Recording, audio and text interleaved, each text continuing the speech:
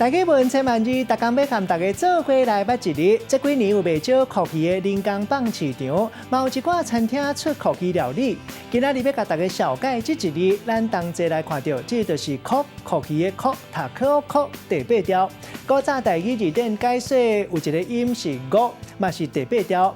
咱即嘛知影讲烤鱼是白汤类，也毋过过去误会讲是一款鱼仔，也就是烤鱼。烤鱼是一款大型的食肉动物，热带到亚热带的河、湖、出海口拢有。目前差不多有25款。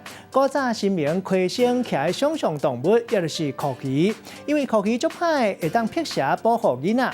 较早用银做鱼形的破链，互囡仔挂伫身躯保平安，嘛号做烤鱼或者是烤鸭鱼。另外，古早的台语字典记录这字烤，也有恶毒的意思。带大家做过来小解这两个词。头一个读做烤鱼，咱头前讲到，这是一款白汤类的动物，其中咸水蛞也就是烤鱼科内底上界大只，嘛是目前世界上界大的白型动物。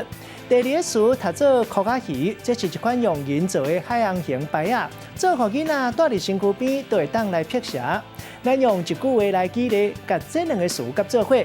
譬如讲，世界上界大的白汤类动物是蛞蝓，修道人念经蛞的嘛号做蛞蝓，音同款汉字写起来无同。古早民间传说，互囡仔身躯挂的是蛞仔鱼，会当辟邪；若是蚵仔鱼是食鱼仔，音听起来真相像，说是两款完全无同款的物件。今仔日小解这一日读做蛞第八条，另外一个音读做五，提供予观众朋友来参考。